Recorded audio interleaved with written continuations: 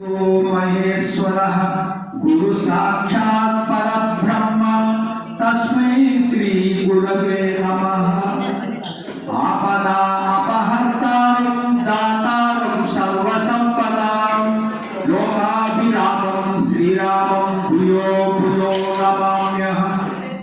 मनोजवं मारुततुल्यवेगं जितेन्द्रियं बुद्धिमतां वरिष्ठं वातात्मजं वानरयूथमुख्यं श्रीरामदूतं शिरसा नमामि। नीलातुङ्गस्तनगिरितटे सुप्त उद्बोध्य कृष्णं पाराचं स्वं श्रुतिसहस्रसिद्ध अध्यापयन्ति सोऽशिष्टायां सृजनिगणितं या फलकृत्य भुङ्क्ते गोदा तस्यै नम इदमिदं भूय एवास्तु भूयः। भूतं सरच्च मातावाय भट्टनादा श्री भक्तिसार कुलशेखर योगी वाहां भक्तांगिरेणु परकाल यतीन्द्र मिश्रां श्रीमत् परांकुश मुनिं प्रणतोस्मि नित्यं। हरि ओम भगवत बांधवुलारा నమస్కారం। ఈరోజు 8వ పాసరం మనము 6-7 పాసరంలో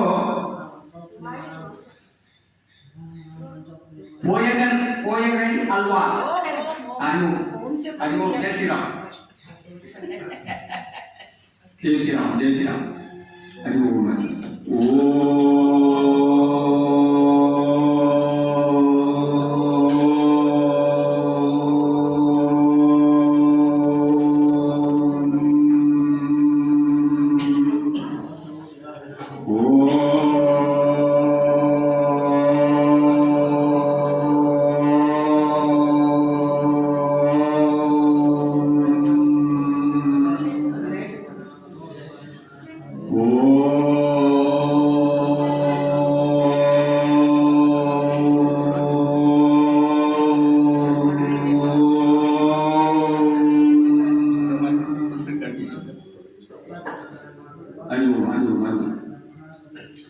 ఒకటి ఈ వినడం వల్ల ఏమైతుంది అని మనకు 6-7 పాసంలో శ్రవణం యొక్క ప్రాముఖ్యత గురించి అమ్మవారు తెలుపుతున్నారు. అంటే వినడం వల్ల ఏమైతుందంటే మనలో ఉన్నటువంటి మనసులో మాలిన్యాలు తొలగిపోతున్నాయి శ్రవణం చేయడం వల్ల. ఏ శ్రవణం?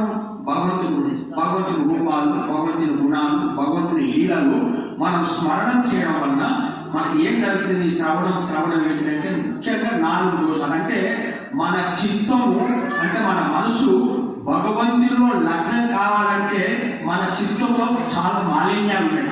ఆ మాలిన్యాలు తొలగాలంటే మనకు ప్రథమంగా శ్రవణం వింటా ఉంటే కొన్ని మాలిన్యాలు తొలగడానికి అవకాశం ఉంది అని మనకు పెద్దలు చెబుతారు. ఏంటి ఆ మాలిన్యాలంటే మొట్టమొదటి ఈర్ష్య ఉంటుంది. అంటే ఎదుటివాళ్ళలో మంచి గుణాలు ఉంటే అవి మంచిగా ఎదుగుతుంటే మన మనసులో బాధ ఉంటుంది అన్నమాట. అది ఈర్ష్య. సో ఈ ఈర్ష్య మనకు పోగదు. రెండోది మనకు అసూయ. రెండో గుణం అసూయ ఏంటిదంటే ఎదుటివాడులో మంచి గుణం, ఒక మంచి పని చేస్తుంటే అందులో దోషాన్ని చెప్పదైతే మనం వాడు ఎంత మంచివాడైనా వాడిలో తప్పు చూడాలి. ఈ దోషం, ఇది అసూయ. ఇది మనకు అసూయ పోవాలంటే మనం స్నేహం చేయాలి, ఎవరితోని పెద్దలతో వాళ్ళ సేవ చేయాలి. సేవ చేస్తే అసూయ పోతుంది. మూడోది ఏమున్నదంటే పగ. అంటే మనకు ఎదుటి వారి మీద పగ, క్రోధం ఇలాంటి కఠినమైన మాటలు మాట్లాడాలి. ఇది మన మాలిన్యం ఉంటుంది. ఇది కూడా పోవాలంటే ప్రేమ కావాలి. అప్పుడు ఈ పగ అనేది పోతుంది. మూడోది. ఆ తర్వాత అమర్ష అంటారు. అమర్ష అంటే కఠినమైన మాటలు, అమర్ష చేయడం. అంటే ఎదుటి వారిని ఏ రకంగా బాధ పెట్టడం.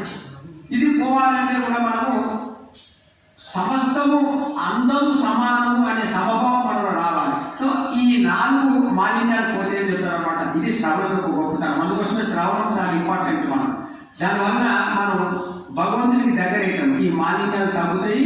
పరమాత్మలో లగ్నం అవుతుంది మన మనసు. లేకుంటే లగ్నం కాదు, వినబుద్ధి కాదు మనకు. ఇది అన్నమాట ముఖ్యంగా చెప్పింది. ఇప్పుడు మనకు ఈ గోపిక అంటే ఈ విల్లి పుట్టు అమ్మవారు వేపండగా భావించి విల్లిపుత్తూరులో ఉన్నటువంటి వటపత్ర సాయి దేవాలయాన్ని నందవకుడిని భవనంగా భావించి వటపత్ర సాయిని శ్రీకృష్ణుడుగా భావించి ఇక్కడ గోపికలు ఇక్కడ విల్లిపుత్తూరులో ఉన్నటువంటి కన్యలందరినీ గోపికలుగా భావించి తను కూడా ఒక గోపికగా భావన చేసి శ్రీకృష్ణుడిని పొందడానికి ప్రయత్నం చేసింది ఈ రూపాయ వ్రతం ద్వారా. అంటే గోపికా భావం చాలా ఇంపార్టెంట్. ఈ యొక్క వ్రతంలో మనం ముఖ్యంగా ఏంటంటే గోపికా భావం రావాలి. అంటే గోపికలు ఎలా ఉన్నారు ఆ భావం మనకు రావాలి.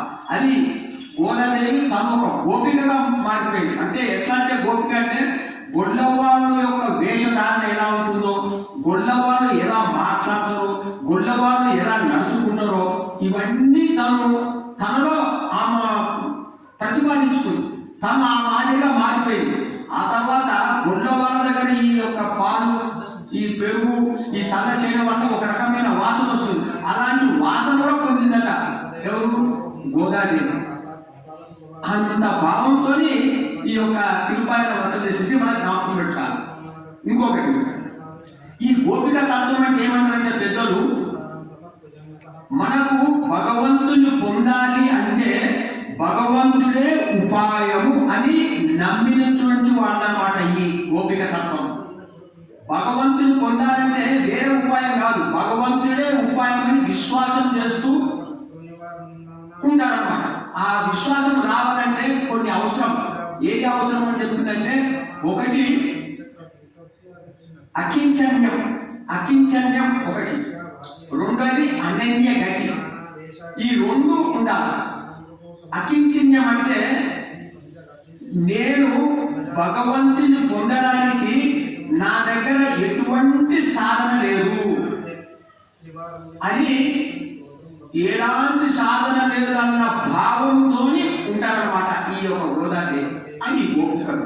అంటే నా దగ్గర భక్తి లేదు, నా దగ్గర జ్ఞానం లేదు, నా దగ్గర కర్మయోగం లేదు. కర్మయోగము, భక్తి యోగము, జ్ఞానయోగము ఇలాంటి ఏ సాధన లేదు. అకించన్యం అన్నమాట. అంటే సర్వము నీవే అన్న విధంగా ఉండడం అకించన్యం. రెండోది అనన్య గతి. అనన్య గతి అంటే ఆ కృష్ణుడే మాకు దిక్కైన వారు, మాకు వేరే ఫలం అక్కర్లేదు, మాకు ఏ కోరిక లేదు, కేవలం ఆ శ్రీకృష్ణుడే మేము పొందాలి అన్నటువంటి భావన ఉంటారన్నమాట. ఇది ఈ గోపిక తత్వం. అలాంటిది మన గోదాదేవి. గోదాదేవిలో ఒక గొప్పతనం ఏముందంటే, పూర్వ ఆచార్యులందరూ భగవంతుని నిద్ర మేలుకుంటారు, కానీ గోదాదేవి భాగవతుల నిద్ర లేపుతుంది, భక్తుల నిద్ర లేపుతుంది. ఇది గోదాదేవి. ఎందుకంటే భగవంతుని నిద్ర లేపడం కంటే భాగవతుల నిద్ర లేపడం చాలా శ్రేయకరమని మనకు గోదాదేవి ఈ 10 సంవత్సరాల ద్వారా మనకు తెలియజేస్తుంది. ఇది మనం గమనించాలి. అంటే భాగవతుల నిద్ర లేపడం. ఇంకొకటి, వ్రతంలో గొప్పదాన్ని ఏంటంటే అందరూ కలిసిపోవాలి, అందరూ రావాలా, అందరూ ఈ వ్రతం చేసి శ్రీకృష్ణుడు పొందాలా అనేది గోదాదేవి యొక్క ఆకాంక్ష. తాను ఒక్కటే పొందాలని కాదు, అందరూ పొందాలి. ఇది ఇప్పుడు మనము ఈ యొక్క 8వ పాఠాన్ని అనుసంధానం చేసుకుందాం. కీనువానం వెళ్ళిండ్రు ఎరుమై సిరువీడు మేయువాన్ పరందనకాన్ మిక్కుళ్ళ పిల్లైదలం పోవాన్ పోగిన్నాలై పోగాமல் காத்து உன்னை கூவான் வந்து நின்றோம் கோதுகல முடியா பாவாய் எழுந்திராய் பாடி பறை கொண்டு மாவாய் தீர்ந்தனாய் மல்லரை மாட்டியா தேவாரி தேவனை சென்று நாம் சேவித்தால் ஆவா என்று ஆராய் அருளேலோ రెంబావాయ్. ఇంతకుముందు మనకు మొట్టమొదటి పాఠంలో భగవంతుని గుణంలో ఉన్నది ఓ పిల్ల అన్నది. అంటే కొంచెమే భగవంతుని అనుభవం అవస్థల గురించి మనకు చెప్తున్నట్టు. మొదటి గోపిక యొక్క అవస్థ ఏంటిదంటే అప్పుడప్పుడే కొత్తగా భగవంతుని అనుభవం పొందిన ఓ పిల్ల అన్నది. రెండో దగ్గర ఏం అనుభవం ఉన్నది, ఏ అవస్థలో ఉన్నది గోపిక? నేను గమనిస్తే చివరి లైన్ 7వ పాఠంలో చివరి దేశ ముడియాయ్ అన్నది. అంటే అంటే ఈమెలో ఒక అవస్థ ఉన్నది. ఏ అవస్థ వచ్చిందంటే భగవంతుని గుణంలో మునిగింది. మునగడం వల్ల ఈమె ముఖంలో తేజస్సు కనబడుతుంది. మొదటి అమ్మాయిలో తేజస్సు లేదు, ఎందుకంటే అప్పుడప్పుడే ఆ భగవంతుని గుణంలో ఉన్నది, కానీ ఇంకా ఇంకా ఇది పరిపక్వం రాలేదు. ఈ రెండవ గోపికలో భగవంతుని గుణంలో మునిగి ఉండడం వల్ల ఆమె ముఖంలో తేజస్సు వచ్చింది. అందుకోసమే తేజ ముడియా 7వ పాసం. ఇప్పుడు 8వ పాసం కూడా కోరికల ముడియా అనేది ఓ కుతూహలం గల ఓ భామిని, కుతూహలం గల భామిని అని సంబోధన చేసింది గోదాదేవి ఈ యొక్క 8వ పాసం గోపిక. అంటే కుతూహలం గల భామిని అంటే శ్రీకృష్ణుడే ఈమెను కలవాలని కుతూహలం ఉన్నాడట. అది అంత స్థాయిలో ఉన్నది ఈ యొక్క గోపిక స్థాయి. అంటే ఈ అమ్మాయి ఆ శ్రీకృష్ణుడిని తలుచుకుంటూ నేను శ్రీకృష్ణుడి దగ్గరికి నేనెందుకు పోవాలా, శ్రీకృష్ణుడే నా దగ్గరకు వస్తుందని అంత నమ్మకంతో విశ్వాసంతో ఉన్నటువంటి ఈ అమ్మాయిని, ఇలాంటి అమ్మాయిని మనము లేపుకొని వెళ్తే మన యొక్క వ్రతం ముందు పోతుందని చెప్పేసి గోదాదేవి ఈ అమ్మాయిని చెప్తున్నారు అనమాట. ఈ గోపిక ఏమని చెప్తున్నారు ఇక్కడ? కీలువాణం వెళ్ళిండ్రు. కీలువాణం అంటే కీలు అంటే సూర్యుని దిక్కు ఆకాశము తెల్లబడ్డది అంటే వెలుగు వచ్చింది. సూర్యుని దిక్కు వెలుగు వచ్చింది అంటే సూర్యోదయం ముందు వెలుగు వస్తుంది కదా, అందుకోసం సూర్యుడు ఉదయించిందంటే ప్రాతకాలం అయింది అని చెప్పింది. రెండోది ఎరుమై సిరువీరు వేయువాన్ పరందలికాన్ అర్థం. ఎరుమై అంటే గేదెలు, బర్రెలు, ఆవులు. ఈ ఎరుమై సిరువీడు అంటే కొట్టల నుంచి బయటకు వచ్చినాయి. సిరువీడు కొట్టల నుంచి బయటకు వచ్చి మేయువాన్ పరందలికాన్ అంటే ఇంటి దగ్గర ఉన్నటువంటి ఆ మంచుతో ఉన్న గడ్డిని వేయడానికి, మేయువాన్ అంటే గడ్డిని వేయడానికి పరందలికాన్ నలువైపుల ఆ యొక్క గేదెలు, ఆ యొక్క ఆవులు, ఆ ఎట్లు అన్నీ వేస్తున్నాయమ్మా, తెల్లవారింది లేవు అంటారు.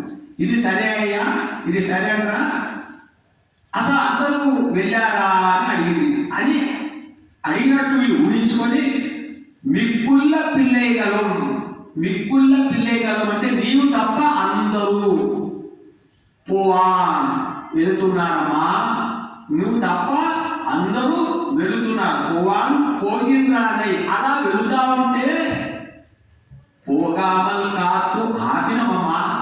ఎందుకంటే చెయ్యోదన చెయ్యం కదా, పెద్దలు ఏది చెయ్యరో అది మేము చేయమని ఈ నియమం కదా మీ యొక్క. ఎందుకంటే శ్రీకృష్ణుడి చేత ప్రేమించబడ్డ గోపిక కాబట్టి, నువ్వు శ్రీకృష్ణుడు అంటే ప్రేమ పాత్రుడైన దావు కాబట్టి నువ్వు ముందుంటే నిన్ను ముందు పెట్టుకొని నేను శ్రీకృష్ణుడి దగ్గరికి పోవాలని నిన్ను తీసుకొని పోవడానికి వాళ్ళందరినీ ఆపి నీ ఇంటి మీద వచ్చి నిల్చున్నామమ్మా. పోవాన్ పోగినాయి పోగామ కాదు ఉన్నాయి నిన్ను కూవాను పిలుచుకోవడానికి నువ్వు పోవాన్ పోవాన్ పోగినాయి పోగామ కాదు ఉన్నాయి కూవాన్ వందు నిన్ను ఇక్కడ వచ్చి నీ ఇంటి మీద నిల్చున్నామమ్మా. ఓ కోదకరముడియా పావాయ్, ఓ కుతువంగర ఓ భామిని ఎలిందిరాయ్ రేవమ్మా, లేచి ఏం చేయాలి అని అన్నది అనుకో. అంటే మీరు చెప్తున్నాడు లేచి ఏం చేయాలంటే మావాయ్ ఇలిందిరాయ్ పాడి పడైకొండు. ఆ శ్రీకృష్ణుడి యొక్క మంగళ గుణాలని మనం పాడితే పడైకొండు, మనం అపేక్షించిన మనం కోరినటువంటి ఆ పరైన వాయిద్యాన్ని తీసుకొని పడైకొండు వాయిన పడైకొండు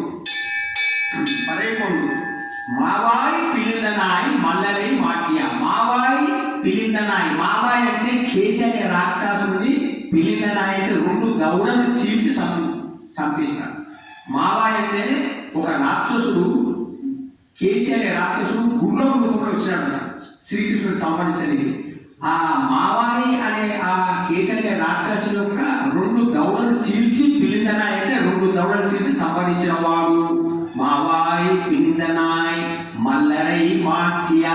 మల్లరై మాటియా అంటే చాలూరు ముష్టికులు, మల్ల యుద్ధులు వాడు అంటే మంచి పైవాడు. ఆ చాలూరు ముష్టికులు కూడా భూమికి వేసి కొట్టేసి సంపాదించింది. అలాంటి వాడు దేవాది దేవనై దేవతల చేతనే